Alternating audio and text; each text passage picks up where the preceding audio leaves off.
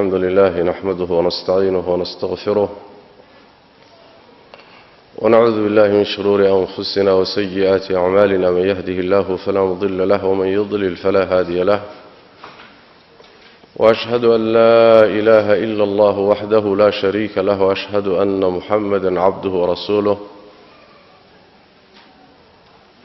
يا أيها الذين آمنوا اتقوا الله حق تقاته ولا تموتن إلا وأنتم مسلمون يا أيها الناس اتقوا ربكم الذي خلقكم من نفس واحدة وخلق منها زوجها وبث منهما رجالا كثيرا ونساء واتقوا الله الذي تساءلون به والأرحام إن الله كان عليكم رقيبا يا أيها الذين آمنوا اتقوا الله وقولوا قولا سديدا يصلح لكم أعمالكم ويغفر لكم ذنوبكم ومن يطع الله ورسوله فقد فاز فوزا عظيما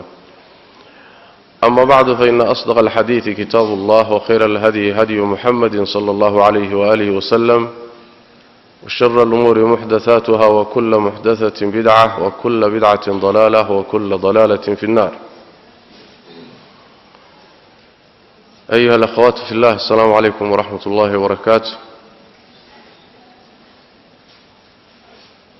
كلمة عنوان كذا سيدا walaaluhu u sheegeen waxa weeye maqaasidu siyaam soonka iyo ujeedooyinkiisa ama waxaa la dhihi karaa xikmadaha loo jideeyey soonka waxaan ogsoonahay ilaahay tabaaraka wa tacaala inuu magacyadiisa ka mid yahay alxakiim sifaadkiisana waxaa ka mid ah sifatu alxikma taa waxaa ka dhalanaya wax kastoo ilaahay uu jideeyey iyo wax kastoo uu qadaray ama amray xikmad xeel dheer baa ku jirta allah tabaaraka wa tacaala inaguma kalifin cibaadaadka inuu ina dhibo keliya laynaguma kalifin addoommada hala dhibo ma aha maqsuudku maa anzalnaa calayka alqur'aana litashqaa dhibaato ma ah in laysdhibo ma aha ama meehee uun iska sameeya ujeeddo iyo qasad male iska sameeya uun ma aha sidoo kale ma aha inuu ilaahay inoogu cibaadaadka iyo takaaliifta inoo saaray baahi uu inoo baahan yahay ama cibaadaadkeena u baahan yahay lianna allaha tabaaraka wa tacaala huwa alghaniy wa naxnu alfuqaraa waa midka inaga kaaftooma innagaa isaga u baahan intaasoo dhan ma jirta laakiin waxaa loo jideeyey maslaxo innaga inoo noqonaysa maslaxada soonku marka waa laba sida cibaadaadka kaleba maslaxo waa mid aakhara u noqonaysa iyo midhihii aakhara la goosan lahaa oo inta badan waxaa lagaga hadlayaa baabka la yidhaahdo fadaa'isha soonka iyo fadligiisa waxa laga goosanayo midda kalena waxa weeyaan waa waxa loo yaqaano maqaasida oo mawduuceenu ku saabsan yahay maqaasidu waxa weeyaan waxaa laga wadaa ujeeddada loo jideeyey adduunka marka la yidhaahdo xikmadda keentay iyo maslaxada keentay xukunkan in la jideeyo ayaa laga wadaa maqaasida culimmaduna arrintaa waa tilmaameen oo wuxuu leeyahay alimaamu albaydaawi calayh raxmat ullah ina alistiqraa'a dalla cala ana allaha subxaanah sharaca axkaamahu limasaalixi alcibaad baadhis aad u xeel dheeroo lagu sameeyey diinta qur-aanka iyo sunnada ayaa waxay ku tustay inuu ilaahay axkaamtiisa u jideeyey addoommada masaalixdooda darteed yacnii qaacidatulum oo qaacidatulqawaacid la yidhaahdo shareecadeenna ayaa waxay tahay qaacidatulmasaalix shareecadani waxay u timid lijalbi almasaalix wa takhiiriha inay dadka wixii maslaxadooda u keento inay u siyaadiso wa dafci almafaasidi aw taqliiliha wixii dhibaato u geysanayana inay dadka ka reebto ka riixdo hadday wada riixi kari weydana inay yarayso ujeeddadaasay shareecadu u timid danaha bini aadamka iyo masaalixdiisa ayay u timid meelo badan baa laga qaadanayaa masaladaana waa masalada lagaga hadlo meesha la yidhaahdo baabka la yidhaahdo fiqhu maqaasid ash-shariica lagaga hadlaa kutub gooni uu leeyahay oo si gooniya looga alif inaan marka garanno cibaadadan xikmadda ku jirta salaada xikmadda ku jirta soonka xikmadda ku jira xajka xikmadda ku jirta maqsadka ku jira ujeedada laga leeyahay faa'iido inoo leedahay waxaa yeelay markii axkaamta xugun kasta cilladiisa iyo maqsadkiisa marka lagu xidho wuxuu keenayaa ruuxu inuu si fiican u fahmo qanaacadiisa inuu ku qancana qayb weyn bay ka qaadanaysaa door weyn bay ku leedahay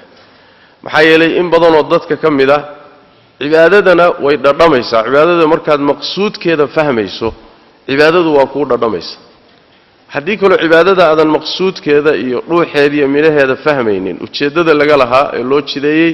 marar badan waxaa laga yaabaa inay cibaadadu kaa noqoto sida caadaadkao kale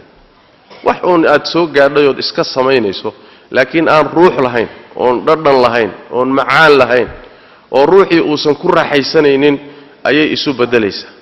yacni wuxuu waayayaa ruuxu cibaadada dhadhankeedii buu waayayaa laakiin marar fara badan markuu maqsuudkeeda fahmayo cibaadadii baa u dhadhamaysa oo macno aad u qiimo badan ayuu markaasi ayuu kala baxayaa sidaas daraaddeed ayaa shaykhulislaam ibnu taymiya caleyh raxmat ullahi wuxuu leeyahay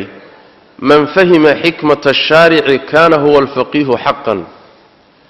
shaarica allah tabaaraka wa tacaala iyo rasuulkii sal alay wasalam axkaamta ay inoo jideeyeen xikmaddii loo jideeyey maqsadkii ujeeddada loo jideeyey ruuxii fahmaayey ruuxaasaa faqiiha buu yidhi dhab ah faqiiha aqoonta diinta u leh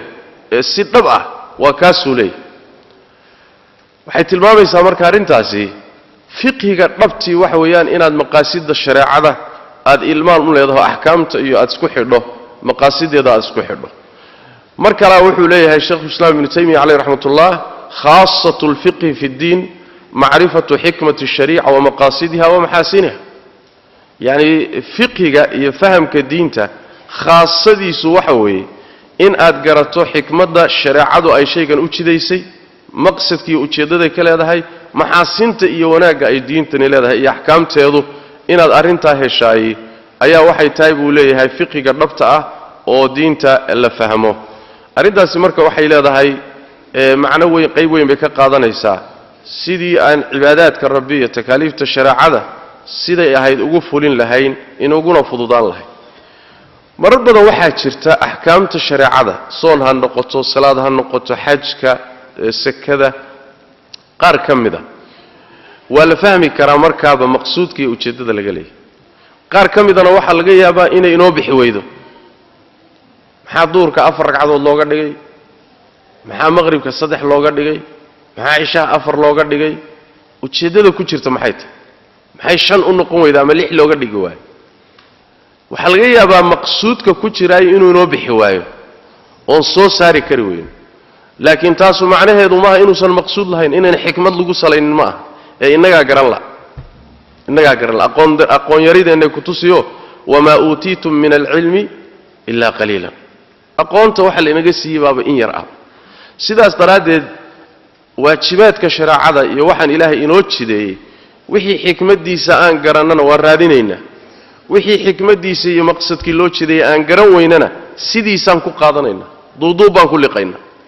annagoo guud ahaan og allah tabaaraka wa tacaala inuu xikmad u jideeyo ku salaysan yahay xukunkani laakiin inagu aan garan weyno garasha'aantu marka ma keenayso inaynu qaadan weyno u hoggaansami weyno maxaa yeelay sharaf waxaa inoo ah sideedaba guud ahaan inaan ilaahay tabaaraka wa tacaala addoommadiisa noqonno oon amarkiisa fulinno intaasi si guud bay sharaf inoogu tahay alimaam alqaadi ciyaad waa kii lahaa wa mima zaadanii sharafan watiiha wakidtu biakhmusii ata'u haraaya dukhuulii taxta qawlika ya cibaadii wa an sayarta axmada lii nabiya yacni wuxuu leeyahay sharaf iyo muxuu ahay weyni waxaa ii kordhinaya oo weliba aan sigaya sidaan u faraxsanahay in aan muxuu ahay xidigahan la yidhahdo ururka inaan cagahayga ku istaago oo isku dul taago inaan galay qowlkaaga allow aad itiri yaa cibaadii intaasaba sharaf iigu filan nabi maxamedna inaad nabi iiga dhigtay inaad nabi maxamed sallallahu alayhi wasallam afdalul anbiya war rusulana inaad nabi iiga dhigtay addoonnimadaadana aan hoos galay intaasan sharaf loo dhiga balahayn marka inaad addoon alla tahay takaaliiftii cibaadaadka aad gudanaysana addoonnimadii aad ku xaqiijinayso intaas waa sharaf haddaad markaa kadib xikmadda garatana way ka sii macaanaan haddaad garan weydana guud ahaan rabbigaa baa ku addoonsanayo addoonnimaad ku jirtaa faa'iidaana mar walba kuugu jirta maqaasida soonku marka walaalayaal way fara badan tahay oo soonku wuxuu ka mid yahay axkaamta loo jideeyey maqaasid leh qasad iyo ujeedduu leeyahay midhaa laga goosanaya intaan aakhare la gaarin adduunka inta la joogaa ruuxa saa'imkaa la doonayaa inuu soonkiisa midha ka goosto alimaam ibnu alqayim caleyh raxmatullah wuxuu leeyahy walmaqsuud ana masaalixa asawm lama kanat mashhuudatan bilcuquuli alsaliima waalfitri almustaqiima sharacahu allahu licibaadihi raxmatan bihim waixsaanan ilayhim waxamiyatan lahum wajunna wuxuu leeyahay maqsuudku waxa weeye soonka masaalixdiisa iyo danaha ku jiraay markay ahaatay mid laga markhaati kacayo oo caqliyada fayow iyo fitrada saliimka ah markay ka wada markhaati kaceen ayaa allah tabaaraka wa tacaala u jideeyey addoommadiisa naxariis uu u naxariisanayo daraaddeed iyo ixsaan uu u ixsaanfalayo iyo ilaalin iyo dhowrid uu iyaga dhowrayo daraaddeed baa alla ugu jideeyey tabaaraka wa tacaala haddaba waxaynu garannay cibaado ma jirto takliifna ma jiro waajib ma jiro shay la xarimay ma jiro ilaa xikmad baa ku jirta wixii ilaahay xarimay ama dhibkii baa ku jira oo dhibka khaalisaa ku jira ama dhib iyo dheefba waa ku jiraan laakiin dhibkiisaa badan dhibkaasaa laynaga ilaalinaya marka waxa iska daaya haddii layna yidhi dhibaataa ku jirta ama dhibaato badhax laha noqotoon faa'iidaba la soconin ama dhibaato iyo waxoogaa manfaco wada socdo ha noqoto dhibaatadu ka badanta wixii laynoo waajibiyey laynoo jideeyey ama sunno ama waajibee laynoo jideeyey ama laynoo xalaaleeyeyna asagana maslaxadiisaa badan ama waa maslaxo keliyoon dhibaataba wehelinin ama ma ahee dhib yar iyo maslaxa iyo faa'iida wada socota laakiin faa'iidadaa ka badan wax kastoo alla jideeyo marka saasuu xambaarsan maslaxadiisa raajixa oo xoog badan wax kastoo ilaahay xarimay oo inoo diidayna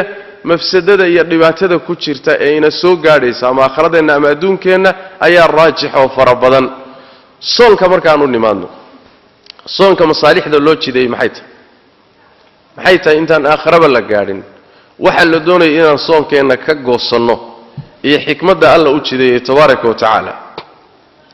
ayib waxaa ka mid a xikmadda iyada ah uguna muhiimsan waxaa xikmado loo jideeyey ama maqaasid loo jideeyey soonka midda ugu muhiimsani waa midda ilaahay qur-aanka kariimkaa ku sheegay yaa ayuha aladiina aamanuu kutiba calaykum asiyaam kama kutiba cala aladiina min qablikum lacallakum tattaquun ujeeddadeennu darsigeennu ku salaysan yahay waa lacallakum tattaquun waa inta u dambaysa aayadda waxay tilmaamaysaa soonka waxa laydinku waajibiyey waa inaad ka heshaan taqwo inaad ka heshaan lacallakum tattaquuna si aad isu ilaalisaan si aad ilaahay uga baqdaan si aad wixii idinka reebay isaga ilaalisaan soonka saasaa loo jideeyey bimacnaa si kale haddaan u dhahno soonku waa madraso laga soo baxayo oo tarbiyo lagu qaadanayo oo laga baranayo alla ka cabsiga wuxuu ku barayaa alla ka cabsiga oo ah wixii ilaahay ku farayna inaad samayso wixii alla kaa rabayna inaad ka fogaato darsigaas baad ka qaadanaysaa soonka xikmadda ugu muhiimsan taa iyada awey soonku inuu sidaa yahay oo lacallakum tattaquun uu yahay xikmaddu loo jideeyey inay sidaas tahayna axaadiida nebiga salawaatu rabbi wasalaamu caleyh qaar badan baa tilmaamaya oo maalan soon maxaa la yidhahdaa xaqiiqatu siyaam maxay tahay culimmadu waxay yidhahdaan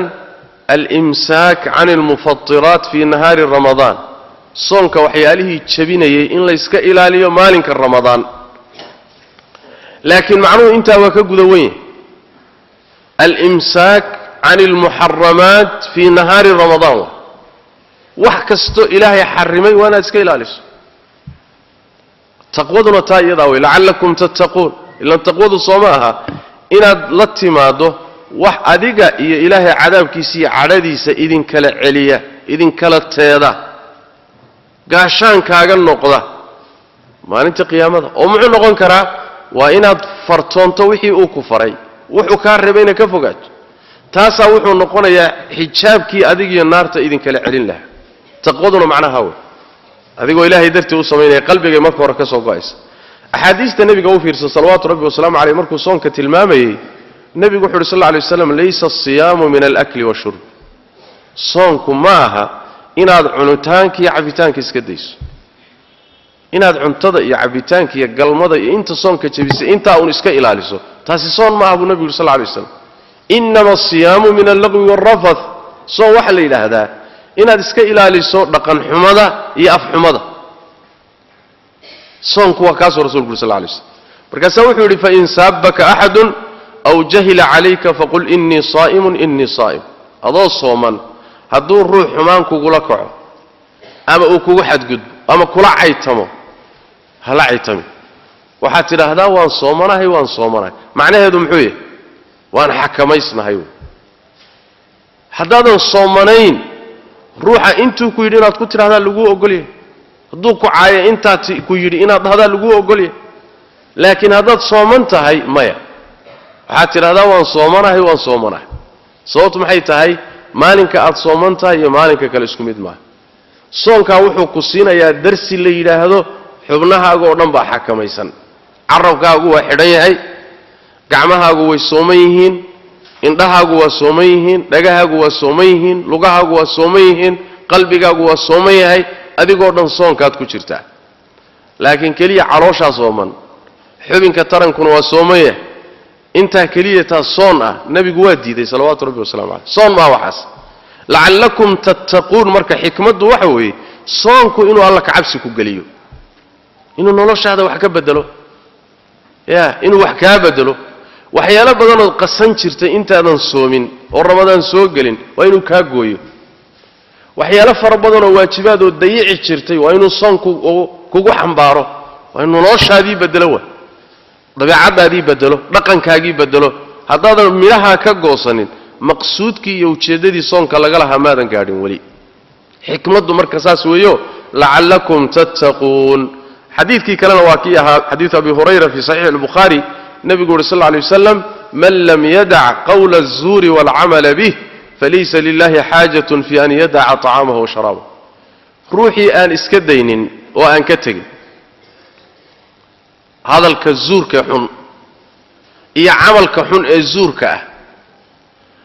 ilaahay wax dan ah kama leh inuu cuntadiisa iyo cabitaankiisa iska daayo inuu gaajoodo oomo waxba ilaahay ku fali maayo waxna ka siin maayo oo ka heli maayo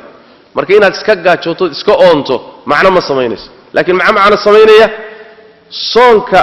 oonka iyo gaajada calooshu dareemayso calashaani biyihii baad u diiday iyo cuntadii waxaa ka muhiimsan xubnaha kalena waa inaad u diiddo wixii ay rabeen ay xumaan tahay markaasaad sooman tahay haddii kale waxaa dhacaysa miduu nebigu sal lla lay wasalam ruba saa'imin laysa lahu min siyaamihi ila aljuuc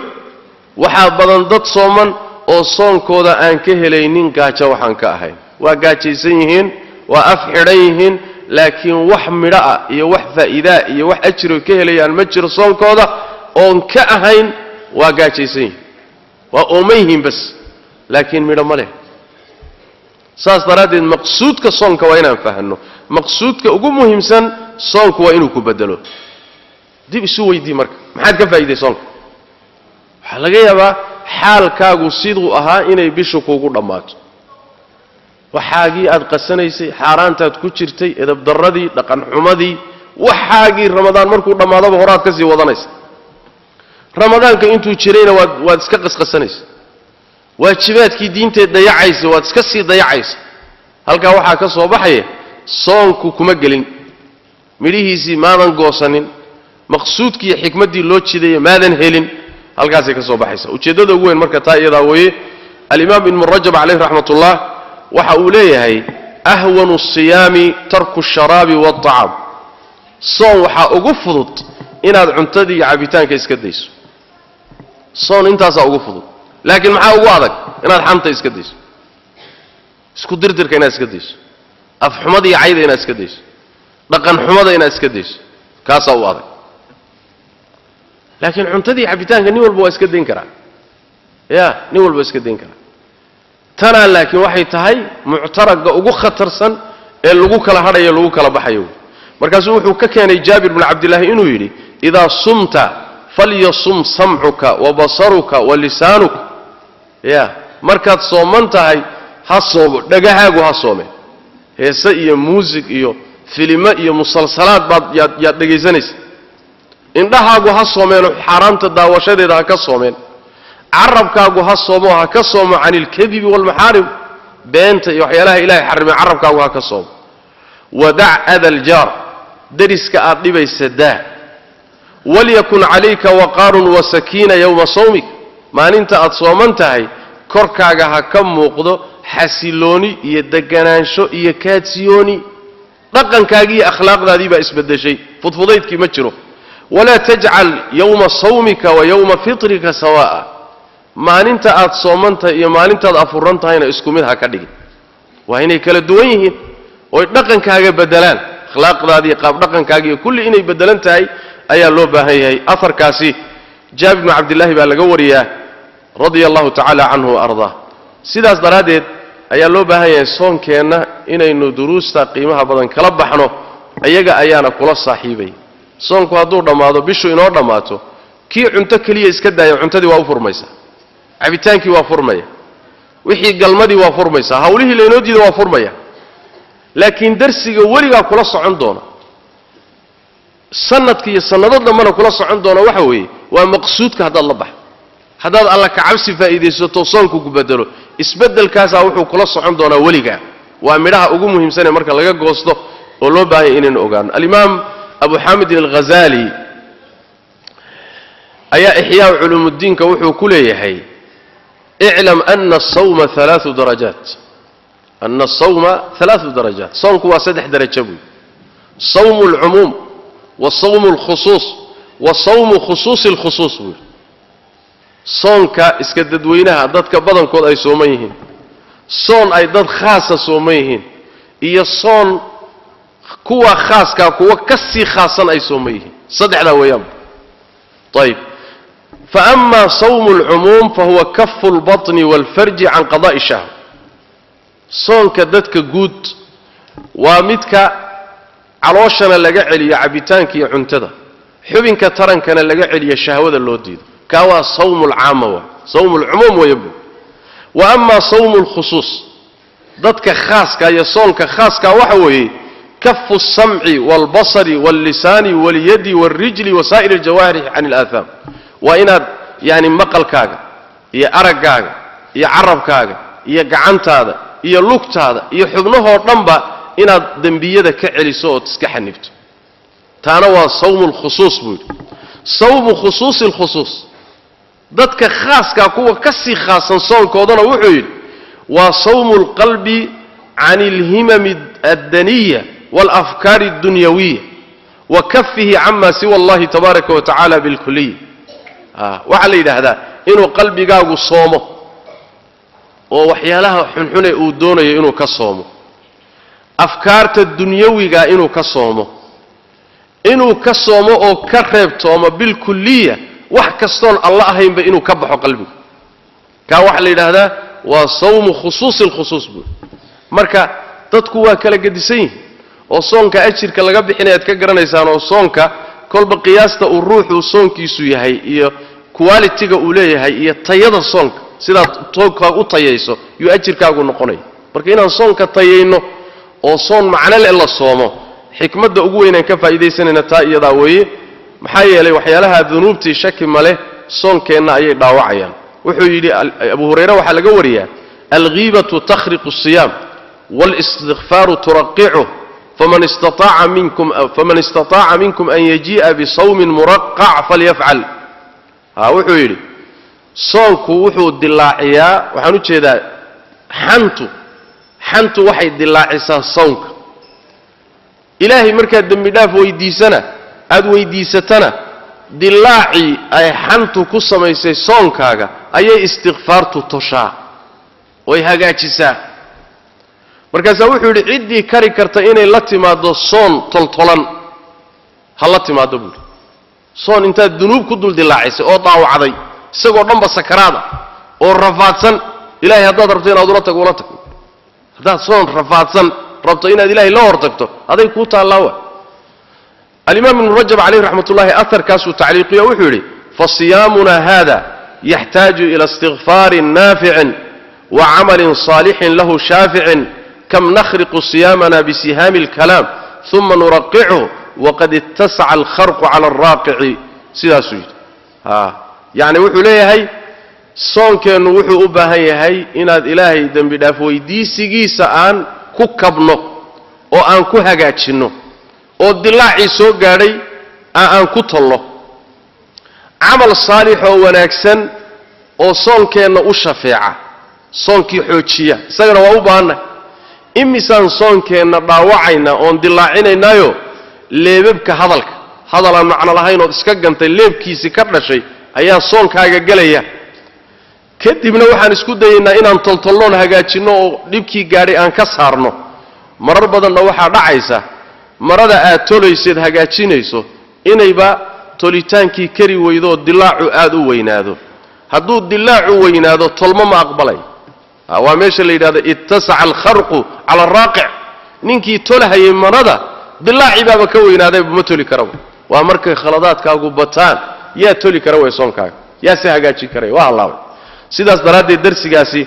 waa darsiga ugu muhiimsan walaalayaal een ka faa'iidaysanayno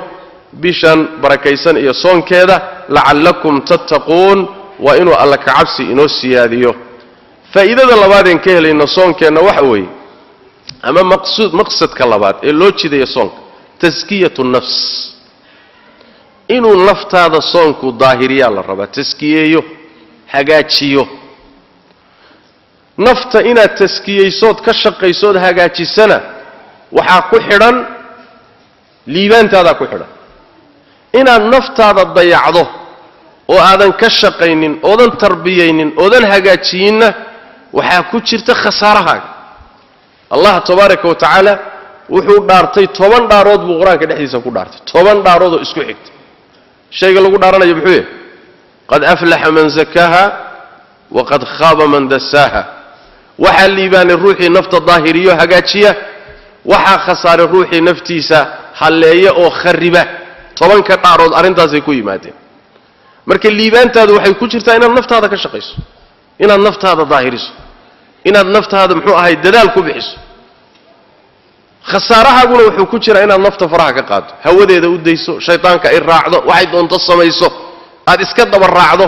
taana khasaarahaagaa ku jira saas daraaddeed baa nabigeenu wuxuu yidhi sal lla alay wasalam almujaahidu man jaahada nafsahu fi llah mujaahid yaa la yidhahda mujaahid waxa la yidhahda waa ruuxa naftiisa ilahay dartii ula jihaaday adiga naftaada masaaxiib baad mise dagaal baa kaala dhexeeya naftaada waa inaadan isu dhiganin waa inaadan isu dhiibin waa inaadan la saaxiibin waa in nafta aad kula dagaalanto cilmiga iyo caqliga adii iyada mar walba waa in dagaal idinkala dhexeeyo ilaa aad jabiso oo aad ka adkaato oo ay ku aqbasho oo ay xumaanta ka go'do wanaaggana aqbashay ogolaato ilaan sida qur-aanku inoo sheegay naftu marka hore waa ammaara bisuu ina annafsa la ammaaratun bisuu ilaa maa raxima rabbii marka hore dabeecadda naftu asal waxaa u ah inay xumaanta un kaala shaqayso khayrkii ma rabto maa kaalay salaada tuko ma rabto maa kaalay xajka aad xoolaad haysatay diiday ya maa kaalay cilmiga baro diiday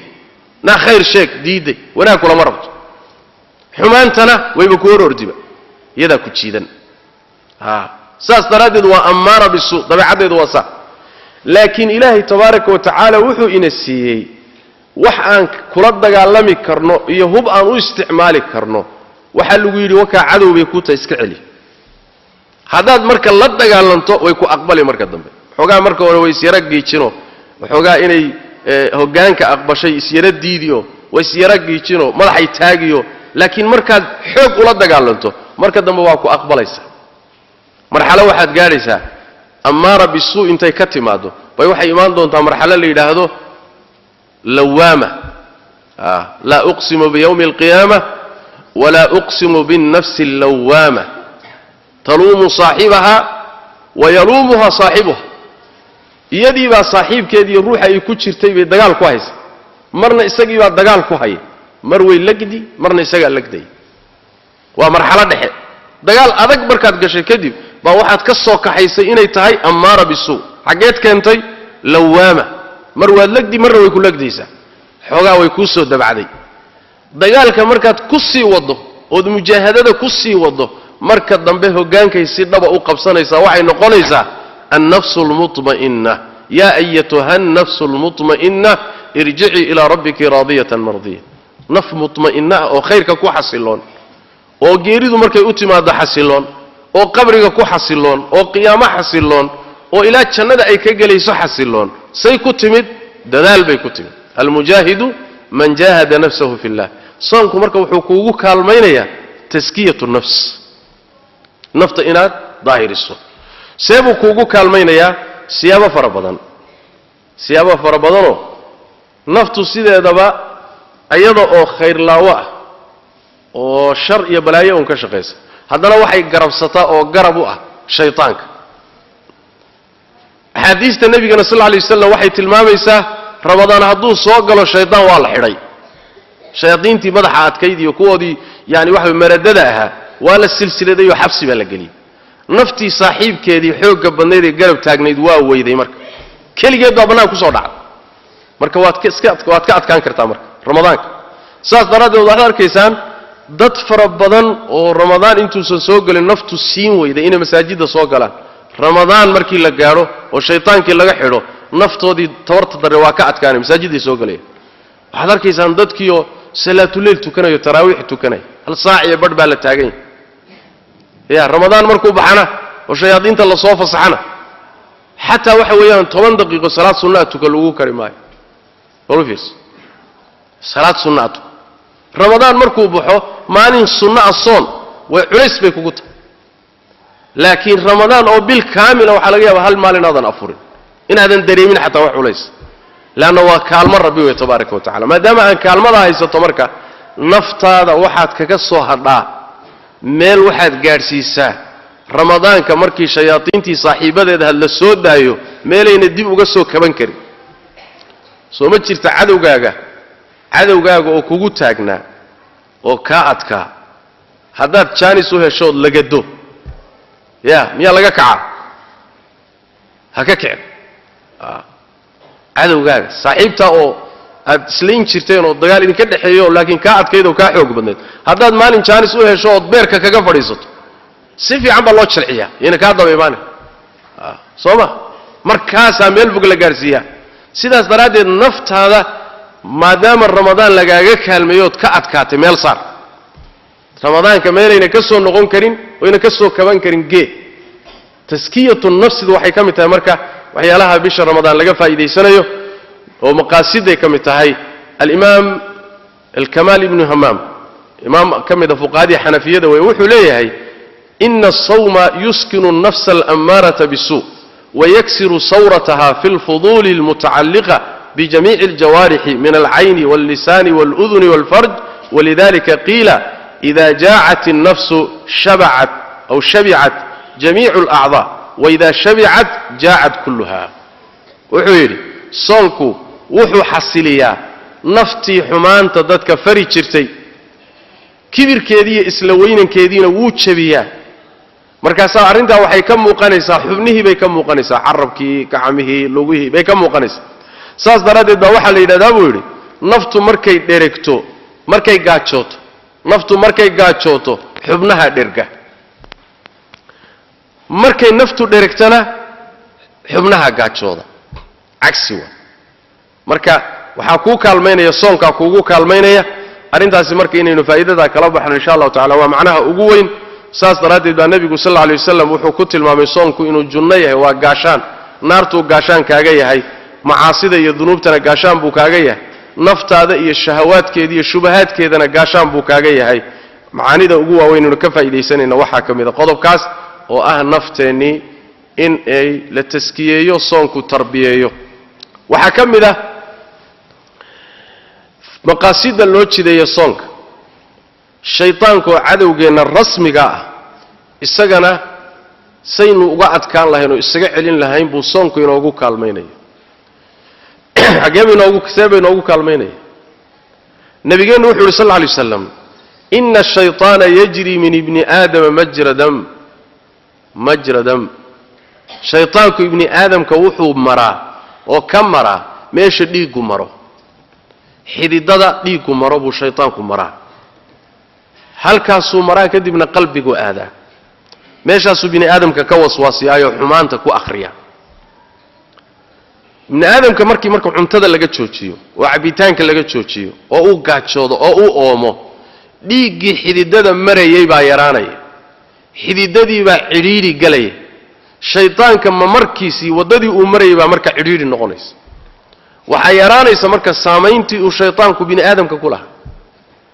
ramadaan inta lagu jiro wixii uu dadka ka gaadhi jiray iyo wixii uu duufsan jiray ramadaan intaan ahayn ma duufsan karo leesh laana meeluhu marayay baa cidhiidhi galay soonka sababtiisa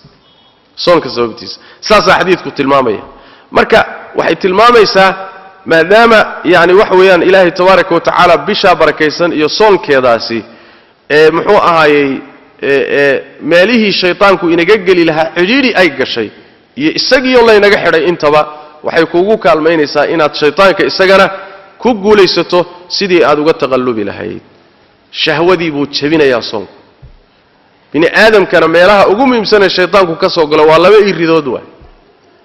madkhal la yidhaahdo madkhalu shahwa iyo madkhalu shubha irid wuxuu ka soo galaa dadka qaarkood la yidhahdo shahawaadka waxyaalahay naftu jeceshahay ayuu u qurxinayaa iridda labaadna waa shahwada oo waa shubhada oo waxaan diin ahayn buu diin kaaga dhigaya bidcadii iyo wixii la mid a buu diin kaaga dhigaya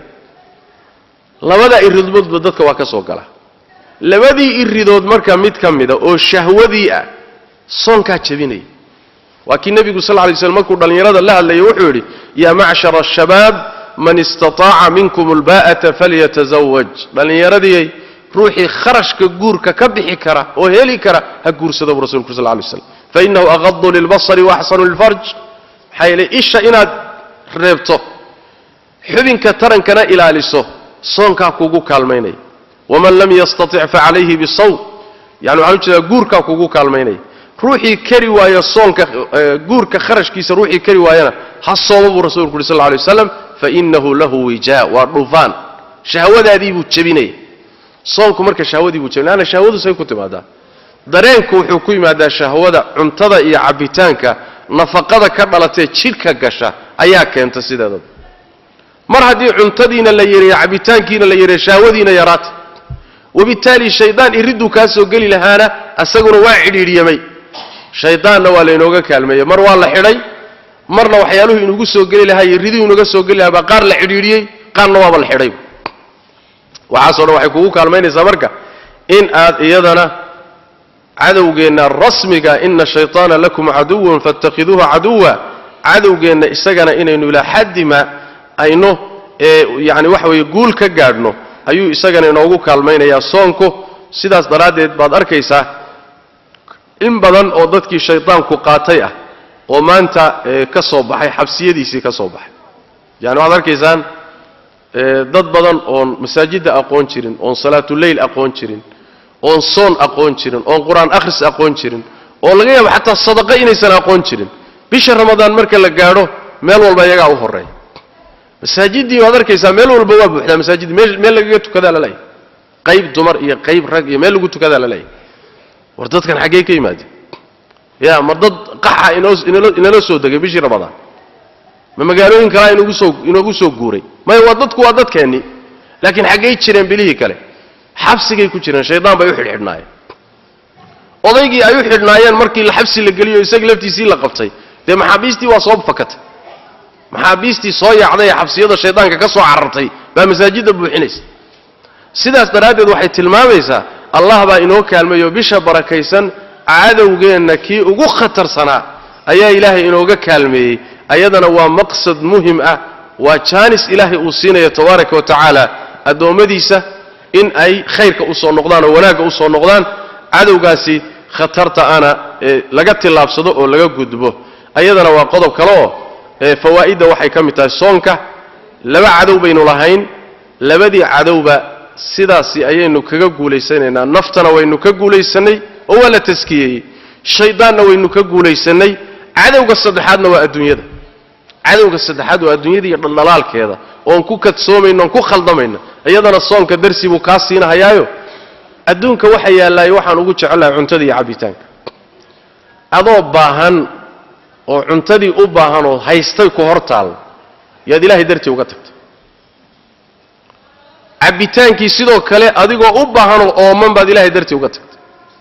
shahwadii adigoo u baahan baad ilaahay dartii uga tagtay sooma allah dartii baad waxaasoo dhan u joojisay darsi weyn waxaad ka qaadatay marka adduunyadani sideedaba inaysan qiimo lahaynoo sidaa aad uga dhaqaaqday iyadoo saa u tuuran baad ka dhaqaaqi doontaa darsi marka adduunya nacayb iyo adduunyada iska ilaaliya zuhdi iyo ka gu'itaanka adduunyadana ayadana ramadaan waa ina siinaya marka adduunkiina waa inaga tarbiyeeyey shaytaanna waa inaga qabtay naftiina waa la taskiyeeyey saddexda cadow bini aadam lahaa saddexdiiba tarbiyadooda iyo in bini aadamka yani waxa weeye laga qabta ama guul uu ka gaadhay waa maqaasida ugu muhiimsan ee bisha barakaysan iyo soonka aynu helayna ayay ka mid tahay oo runtii waxa weeyaan aad iyo aad mudnaanteeda u leh waxaa ka mid ah soonka maqaasidiisa dadka laba way mujtamacu ama bulshadu waa laba dad ladanoo wax haysta iyo dad qatanoo alla qadiyay tabaaraka wa tacaala bixikmati baaligha yani ilaahay tabaaraka wa tacaala faqri ku ibtileeyey wax la'aan ku ibtileeyey iska gaajaysan iska duruufaysan mujtamaca qaybta muxuu ahay danahood danleyda iska tabartayar labadaa wey ruuxa marka ladnaantana ku kora sideedaba ma yaqaano gaajo ma yaqaano carruurta ay dadka waxhaysta dhaleen magaalooyinka ku koray maalin aan gaajoonin sidaa ku weynaaday ruux weyn ku noqday xoolo ku yeeshay hanti ku yeeshay haddaad maanta nagu sharaxda gaajo ma fahmi karo haddaad maanta nagu sharaxdo oo wax la yidhahdo maba yaqaano laanna weligii maba oominba maba garan karaba sidaas daraaddeed ramadaanku darsi ah wuxuu bixinayaa kii wax haystay wuxuu barayaa ka aan waxaysanin waxtar ya waxaa la dareensiinayaa miskiinka dhibaatadii haysatay baa adiga lagu dareensiinaya markaad intaad maalin dhan soomanaato gaajooto war hal maalinoon cunto daayey baaba dhibkan i hayaay oo oonkan iyo gaajadan i haysaay dad baa cimrigoodba sidaa ah dad baa ramadaan iyo bil kasta iyo sannado kastaba saa unu gaajaysan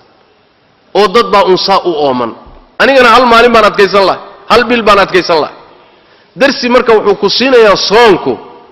war dadka dhibaato aad bil u dulqaadan laadahay ay cimrigoodaba haysato soo inaad ixsaan u samayso maaha ya baahidooday ku dareensiin inaad wax tartay ku dareensiin waxay ku siinaysaa inaad u gurmato inaad gacantaada furto ya inaad ixsaan iyo wanaag u samayso iyadana maqaasida ugu muhiimsan ee laga qaadanaya ayay ka mid tahay waxa uu leeyahay muxuu ahaayey sida uu leeyahay alimaam ibnu lhamaam uu leeyahay wuxuu leeyahy inahu lama daaqa alama aljuuci fi bacdi alawqaat dakara man hada xaaluhu fi cumuumi alawqaat fatasaaraca alriqatu calayhi buu yidhi wuxuu yidhi markii ruuxa uu gaajada xanuunkeeda uu dhadhamiyo awqaadda qaarkeed ayaa wuxuu xusuusanayaa wakhti walba kii gaajaysnaa markaasaa dabac baa gelaya naxariis baa u gelaysa gacantii buu u furayaa qalbigiisaa u danqanay ujeeddadaasna waxay ka mid tahay xikamka iyo maqaasida soonka ku jirta ayay ka mid tahay alimaam ibnu rajab calayh raxmatullah sidoo kale a'immada salafka qaar ka mida wuxuu ka soo guurinayaa lima shurica asiyaam buu yidhi soonka maxaa loo jideeyey xikmaddu maxay tahay markaasaa wuxuu yidhi liyaduuqa a'immada salafka qaar ka midaa la weydiiyey maxaa loo jideeyey soonka markaasaa wuxuu yidhi liyaduuqa alghaniyu طacma aljuuc falaa yansa aljaa'ica taajirka iska ladani inuu dhadhamiyo xanuunka ay gaajadu leedahay sidaas daraaddeedna in uusan halmaamin midka mar walba gaajaysan inaadan halmaamin ruuxa mar walba gaajaysan oo dhibaatadani mar walba ay haysato inuusan halmaamin الإمام القسطلاني باسدو كلا إساقنا وحو ليهي إنما يجد ذوق التعب من نازله ويعرف قدر الضرر من واصله يعني وحا يقانبوا ليه دبك إيا تعبك وحا قرانيا روحي دباتادو كل عضي ضررك إيا دباتادا روحي مرول بأي هيسيبا فهمي كرا قاچا وحا يقاننين قاچا قبط أونا وحا يقاننين أون قبطي عذرنا وحا يقان روحي عذر قبطو حنو كل عي صوما هذا مرول بإسكالا لانتاهي داد كان جيران ما بتقانين دو دبك هيس يعني والي جيران يهدي لقنا وحاد مودي بين العيارة لأنه ما بعض حنون صني بحنون ما تقانين وروالا قاچيسين داد باباهان ورداد با قاچو ديمانيا ورقويسس با رفصاصن ما أنتنا هدي لقوقو آخريو وحابد مودي بوحوغا إني حالدو إسكا عادت ما قاچي باشي ما تقانين ساس دراديد قاچدان إيا أونكا صونكا وحالين ugu baraya darsi ah dad waxa jira mar walba xaaladoodu sida tahay deewna xariist iyo kacanta u fidiya dadkaasi gaajada ka saara iyadana tarbiyada iyo darsigaasi waa ku jira oo muxuu ahaayay iyadana waa laga faa'iideysanaya sidaas daraadeed baa nabigeenu sallallahu alayhi wasallam kana ajwada an-nas wa kana ajwada ma yakunu fi ramadan nabigu sallallahu alayhi wasallam wuxuu ahaa dadka midka ugu deeqsisan deeqsinimadiisuna waxay ugu badnayd markii ramadaan soo galo jibriil markuu yimaado quraanka la darso habeen kasto ramadaanna waa u imaan jiro quraanka ay wada darsi jireen markaasuu nabigu khayrka iyo gacan furnaanta iyo aad u badin jiray salawaatu rabbi wa salaamu alayh sidaas daraadeed ba waxay u baahan tahay in bisha ramadaan duruustan ka faa'iideysanayna waxa weey deeqsinimo waxaan ka faa'iideysanaynaa gacanteenu inay furanto waxaan ka faa'iideysanaynaa inaan isu naxariisano waxaan ka faa'iideysanaynaa inaan dadka dhibaataysan dhibaatada lala qaybsado waxaan ka faa'iideysanaynaa in masaakiinta la afuriyo waa ka nabigu yiri salawaatu rabbi wa salaamu alayhi ruuxi afuriya ajirkiisoo kale u leeyahay sababtu waxa weeyaan waa marxalo u baahan runtii in ruuxa muslimka uu dareenkaasi galo khaasatan inaga hadaynu nahay Soomaalida awdaacda hadda aynu ku suganahay marxalada aan marayno marxalo adag waa haddaad dhageysanaysaan yani qaxootiyada iyo duruufta ka jirtay yani waa qalbiga ku qama dhacayoonay yani dadka dhibaatada haysta dadda 80 jir Sooman oo wuxuu ku afuraan hay oo marka qaar kood uu leeyahay caleenta intay geedaha u foofan bay caleenta soo gurtaan markaas ay caleenta muxuu ay karsadaan hadii xaqiiqo ma ka badbadin ma laga xaqiiqo jirto way markaad ka soo kala aragto waa danqan والله waxaan u adkaysan lahay waan suxuurtay waan cashay waan suxuurtay ya 12 saac ka yar ayaa waxaan adkaysan lahay waxoogaa yar intaasaan u adkaysan lahay ruuxan afur haysan oo casha haysan oo rafaadsan oo geeda cunay ka war wadana saa ku sooma soo ina danqata ma darsigaasi marka waa duruusta muhiimka ay kamid maqaasida muhiimka ah ayay kamid tahay soonka ka faa'iideysanay in ummadu isu danqato muxuu ahaayay oo markaasi dadka la afuriyo dadka dhibaataysanna loo naxariisto afurinta ayaa waxa tilmaamaya Shaykhul Islam Ibn Taymiyyah alayhi rahmatullah wa macna aad u qiimo badan oo wuxuu leeyahay afurinta xadiisku ka hadlayo wal muradu bi tafṭirihi an yushbi'ahu ya xadiisku soo ma dhihin ruux sooman afuriya ajirkiisoo kale u leeyahay malaba xabood timira iyo biyo 10 shilin inaad u dhiibta afurina ma yabule waxa laga wadaa buu leeyahay ruuxii afuriyo ruux sooman ruuxii dherjiya oo gaajada ka saar kaasa afuriyay aksi sidaan fahansanahay way ka gadisan tahay afurinta waxaan u haysanaa waxoogaa laba xabo timir iyo biyo yar oo muxuu ahay 300 ama 200 mililitir ah intaas si sawaan afuriyay aniga intaas ruux baan afuriyay maya Sheekh Ibn Taymiyyah wuxuu leeyahay afurintu waa inaad ruuxa dherjiso wax marka deeqa inaad siiso ayaa laga wadaa buu leeyahay adiga almuhim soonka waxa kamida duruustan ka faa'iideysanayno in aan laysu naxariisto takaaful ijtimaaci dhaco xanuunka ku haya aad dareento dadka mar walba uu hayo walaalaha ah inaad marka gurmadkoodii wax u qabadkooda ka qayb qaadato waxa kamida maqaasida soonka aan ka faa'iideysanay xikamka ku jiraay faa'iidooyin badan oo dhanka caafimaadka ba ku jira sababtu waxa weeyaan caafimaadku wuxuu ka imaanayaa jirku cuntadu haday ku badato culays baa ku yimaada soonku wuxuu nasiyaa jirka dheefshiidka jihaazul hadmiga dheefshiidka cuntada shiida asagana wuxuu siiyaa waqti uu ku nasto fatrat istiraaxa bay dhahan maxaa yeelay haddii cuntada caloosha laga badiyo oo mar walba aad cunto ka dulgeyso oo adoo tii hore ku jirto uun tu kale haddana geliso waa dhibkayna haystee cudurraa ka dhasha calooshu inay marmarka qaarkood bannaanaato nafistana waxaa ka dhasha caafimaad baa ku jira caafimaad weliba aan yarayn oo dhakhaatiir fara badan oo gaalo iyo muslim bale ay ka hadlayaan ayaa ku jira sababtu waxay yidhahdaan almacidatu baytuddaa calooshu waa gurigii cudurrada cudur sidiisaba waa caloosha cudur waa calool siday soomaaliduba tidhaahdo ninkii la dhihi jiray alxaarith ibnu kilda tabiib wuxuu ahaa carabi ah wuxuu leeyahay yani wuxuu samayn jiray muxuu ahaayey wuxuu dhihi jiray walaysa man shakka ana sawma fiihi sixatun waraaxatun lilinsan waanahu muqaawimun liamraadin ciddatin qad tajtaaxu jisma alinsaan aw anahu yukhafu min waط'atiha ida ibtuliya biha aljismu yani wuxuu leeyahay soonku caafimaad baa ku jira oo jidhkaa ku nasta cudurro fara badan buu ka hortagaa jidhkaa u baahan culays badanoo jidhka saaran buu fududeeyaa ayuu leeyahay in badanoo dhakhaatiirta muslimiinta ka mid ah iyo weliba kuwa gaalada ah ayaa soonka waxay ku daaweeyaan cudurro fara badan waxaa ka mid a maalan cudurrada lagu daaweeyo cudurro caloosha gala qaar badan soonkaa lagu daaweeya miisaankaaga iyo wasankaagu inuu cuslaado soonkaa lagu daaweeya waana cudurrada adduunka maanta haysta kuwa ugu dhibka badan waxaa ka mid a inuu muxuu ahaayey hilib intuu ku fuulo aad cuslaato wuxuu soo jiidaa cudurro fara badan meeshay gaaladu kugula talinayaan exercise samee oo muxuu ahaayey tamaariin samee ay kugula talinayaan soon ajirna waabaad ka helaysaa wasankaaguna waaba isdhimayaa ya adoon boodboodin oon ordinba ayaa wasankaagu isdhimaya cuntada yaree miisaankaagaa isdhimaya cudurro fara badanna waad ka badbaadaysaa hadday ku hayaan kuwa badan baa laga yaaba inaad kaga badbaado waxaa ka mid a dhiigkarkoo kale waa lagu daaweeyaa waxaa ka mid a maalan xanuunka la yidhaahdo sonkorta ama sonkorowga dhakhaatiirta qaar baa u isticmaalay waxaa ka mid a maalan jidhka kala goysyadiisa iyo mafaasishiisa xanuunka ay keenaan leanna inta badan wuxuu ka dhashaa culayska jidhka iyadana sidoo kale waa lagu daaweeyaa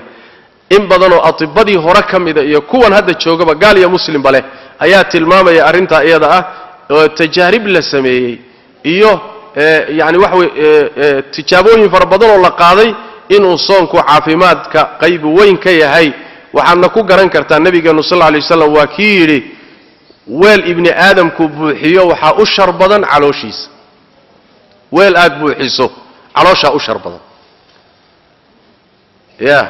marka calooshaa buuxinin cunto laga dulgeeyo cudurrada ugu badan baa ka dhasha saas daraaddeed baa qur-aanka kariimka wuxuu yidhi culimmadu waxay yidhahdaan cilmiga tibbiga iyo dhakhtarnimada oo dhan qur'aanku wuxuu ku sheegay aayad niskeed baa la yidhahdaa aayad niskeed waa aayadee wakuluu washrabuu walaa tusrifuu cuna cabba hana xadgudbina waaba intaaba haddaad cuntadaadi iyo cabbitaankaaga kontaroosho ood xadgudubka ka ilaaliso ood isdulsaarka ka ilaaliso caafimaadna waa intaasay dhahaan dibbigii hore qadiimkaah waxay yidhahdaan asbaabta xanuunka keenta badankeed halkaasay ka dhalata laakiin hadday cuntadaadu kontaroolan tahay inta badani ood israafka iyo xadgudubka iska ilaaliso ood cuntada macnaa waxa weeye adoon u baahnayn aad iska cunayso iska daysaay yani waxa weeye wax badan baad ka badbaadaysa xadiiska nebigu sal lla alay waslam marka wuxuu ahaa weel bini aadamku buuxiyo calooshiisa u shar badan ibni aadamka waxaa ku filan luqaymaad waxoogaa afgelisye ah oo uu dhabarkiisa ku toosiyo xoogaa afgelis ah oo keliya noloshaada aad ku ilaaliso yani waxa weeye uusan dhabarku qalloocanin inaadan gaajoonin aad isaga ilaaliso intaasaa kugu filan haddii laga maarmaayo buu nebigu sal lla alay slam haddii laga maarmaayo ruuxu inuu cunto badan cuno wuxuu rasuulku sal lla alay waslam faulutun liطacaamih wa ulutun lisharaabih wa ulutun linafasihi caloosha saddex qaybood u qaybi qayb cunto geli qaybna cabbitaan geli qaybna ha bannaanaata aad ka neefsatise bannee aad ka neefsatide intiiba haddaad cunto ka buuxiso ka war ood haddana cabbitaankii ka dulgayso oo xageed ka neefsani marka daca qurun kugu dhaco ya oo adiga dha cudurro ay meeshaa kaa taftaafaan marka xanuun oo dhan wuxuu ka yimaadaa caloosha cuntada isugu tagayso daawana maxay ku jirtaa in caloosha marar bal la baneeyo in calooshu nafisto in muxuu ahay xubnuhu nafisaan in wasanku isdhimo waa daawo badan baa ku jirta sidaas daradeed maqaasida soonka loogu talagalay waxa kamid ah jaanibkaana daawu ka yahay nuqul fara badan baan soo guurin lahayn laakiin waqtigaan inagu filayn oo atibada iyo dhaqaatiirtu arinta ay ka yiraahdeen kuwii hore iyo kuwan hadda joogaba xataa kuwa gaalada aba odhanay xataa kuwa gaalaa ku talinay oo dadkii waxay leeyihiin sooma cuntada joojiya marka wax weeyaan iyadana dhankaasi fawaa'ida iyo masaalixda iyo maqaasida ku jirtay kamid waxa kamid ah waxa loo yiraahdo taqwiyatu al-irada wa tahqiq as-sabr ruuxa doonitaankiisa iyo sabirkiisa ayaa la xoojinaya bini aadamku sidiisa wuxuu bini aadam ku yahay inuu ruux go'aan leeyahay go'aankiisana fulin kara naftiisana ka adag hadaad iska tahay muxuu ahaa shakhsiya mumayyaca shakhsi aan go'aan qaadan karin waxna aan fulin karin wax yar markii ay ka hor yimaadaanna cararaya waxba kuma hirgeli karaan wax barashaad galaysaa saaxibarashadii markaad wadi kari weydo ma wadi kartiba waad isaga dhaqaaqaysaa xogaa shaqaad galaysaa shaqadii wadi way ku yar adkaatay waad isaga dhaqaaqaysaa ya hawl kalead galaysaa in yar ma sabirba malihid mar haddaadan sabir lahayn meel ma gaari kartid sabirku waa bini aadamku wuxuu ku gaadho weeye adduuniya aakhiraba la astashalanna as-sa'ba aw udrika al-muna faman qadat al-amalu illa lisaabirin yidi diilada iyo waxa damacsantahay inaad xaqiijiso haday aakhirada haday adduun tahayba waxa lagu gaadhaa waa sabirka weey saas daraadeed waa sabirku wuxuu ku imaanaya quraanka kariimka intaasoo goor taqriiban 100 goor ku dhawaad buu sabirku quraanka kariimka ku imaanaya laana isaga asal ah hatta cibaadaadka isaga asal ah sabirku waxa ku baraya marka soonka ku sabaray saas daraadeed babisha waxa loo yaqaana shahru sabr ba loo yaqaan xagee sabirka aad ka baratay sabirka waxaad ka baratay naftaadiyo cuntadan rabta inaad ka celisay waa sabir naftaadiyo dambigan rabta inaad ka xakameysay waa sabir naftaadiyo daacada diidan inaad ku qasabtay waa sabir oo sabirku soo saddex ma sabirku waa saddex qaybood inaad ilaahay daacadiisa ku sabirto naftaada ku qasabto oo adkaysi u leelato inaad dambiyada iyo waxyaalaha naftaadu doonayso iyo khaladaadka ka celiso ka xakamayso oo sabir iyo adkaysi u leedahay inaad ilaahay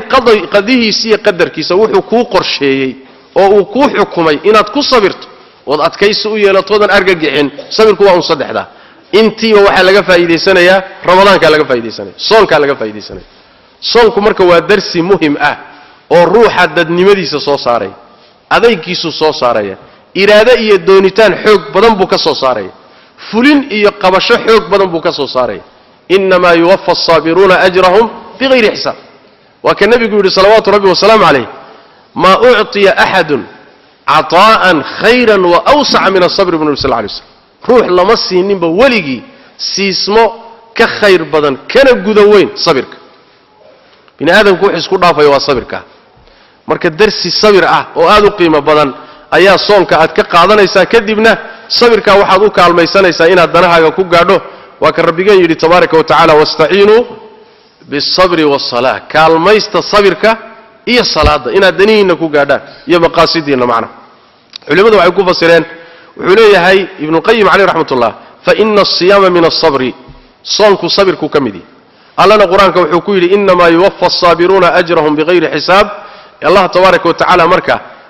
madrasadaasi soonka wuxuu ku kulmiyay sabirka qaybihiisa kala gedisnaan hadda tilmaamaynay as-sabru ala ta'ati allah was-sabru ala ma'siyati allah was-sabru ala aqdari allah tabaaraka wa tacaala intaba darsi aan ka faa'iideysanay way bishan barakaysan oo muxuu ahaayay aynu kala baxayno way saas daraadeed ruuxii sabirka ka qaatay noloshiisa dambe anfici doonto waxaan dantaadu ku jirin inaad iska celin karto inaad naftaada damdin karto inaad xakameyn karto inaad iscelin karto inaad maamuli karto waa darsi xataa mustaqbalkaaga ku anfacay oo inay iska ka wadanino ilaan dadka qaar baa waxa jira iska socda war waxaan iska daa iska ma deyn karo oo maxaa dhacay nafta ay wadata yaani waxa way waa balwad bay tahay warqaadka iska daa sheekh iska ma deyn karo oo sababtu maxay tahay sheekh nafta iga baratay ha xanta iyo dadka waxa ka sheegiisa daa ما نفتا إيجا برت ما بدين كرب عن سمايا وأنا توبت كيني مويه لكن واحد نفتا إيجا برت نفط وحي برتي ولا جوين كرا لكن وحال استعمال كرا صون كعكبري والدرسي صبر وآذ قيمة بدن بينه كفى إذا سنينا وحكفى إذا سنة سيدو كلا التدريب على الدقة والنظام واحترام المواعيد دقيق نمو هي النظام روحوا إني نولشيس النظام سنتا ولو فيرس سيدا وقت جند اللون ندامي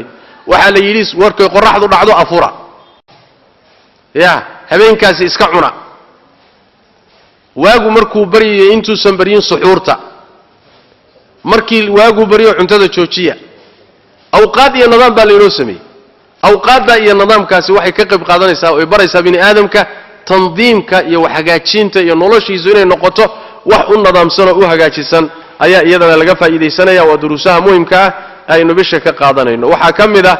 himmadaada inaad amal u jeediso iimaankaagana cusboonaysiiso iyo awoodda kugu jirtaay inaad iyadana cusboonaysiisa ayaa laga faa'iideysanaya wixii aan manaafacaad lahayn aad isaga jeedsato iyadana waa darsi laga qaadanayo oo ramadaanku muxuu ahaayay dadka wuxuu barayaa al-injaaz al-amali inuu ruux shaqo noqdo wax qabad noqdo inuu isaga jeesado waxyaalaha aan manaafacaadka lahayn inuu isaga jeesado oo uu ruux noqdo ruux jiddi ah oo noloshiisu ku salaysan tahay maxaa anfacaya adduunkayga maxaa anfacaya aakhiradayda waqti lumiska iyo waqtiga qaaliga oo lagu lumiyo meelan faa'iido lahayn ayuu soonku dadka ka tarbiyeynaa oo ka hagaajinaya soonku marka si guud marka la yiraahdo waa madraso kaamil ah waa jaamacad kaamil ah bisha aan ku jirno jaamacadaasi waxaan kala baxaynaa shahaado ah in nolosheennu isbedeshay in nolosheennu isbedeshayo dhanka khayrka iyo wanaagga isu bedeshay haddaanan darsiga iyo shahaadada aynaan kala bixin madrasadii iyo jaamacadii ramadaan iyo soonkeedii waynu khasaarsannahay waata nabigeenu tilmaamaya salawaatu rabbi wasalaamu calayhi markuu leeyahay malakul jibriil baa nabiga sallallahu alayhi wasallam u yimi sida xadiidka rasuulku tilmaamay sallallahu alayhi wasallam markaasaa wuxuu yidhi bacuda man adraka ramadaana falam yughfar lah ha fogaado ruux ramadaan u soo galay oo loo dembi dhaafin waxba kama faa'iideysan isma bedelin midhihii kama goosanin maqaasidii ramadaanka ma helin waa soomay laakiin waxba kama goosanin kaasi ha fogaado alla ha fogeeyo ka isaga jibriil baa habaaray intaasi ayaan kaga baxaynaa kelimadii ahayd maqaasidu siyaam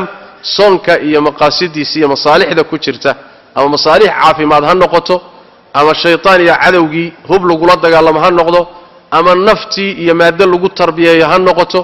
ama alla ka cabsi lagala baxo ha noqoto ama muxuu ahaayay himmadaada iyo iraadadaada la xoojiyo ha noqoto oo dadnimo iyo laga soo saar ruux qabsan kara wixii uu sarabin diidi kara wuxuu rabana fushan kara in laga dhigo laga soo saaro dib lagu cusboonaysiyo ha noqoto ramadaanku waa madrasa faa'iidooyin fara badan iyo maqaasid fara badan ilaahay tabaaraka wa tacaala u jideeyay soonka iyo cibaadaadka kale ku jiraba intaasaan darsigeena insha Allah tacaala ku soo gabagabaynayna hada wabillahi tawfiiq wa sallallahu wa sallam wa baraka ala nabiyina muhammad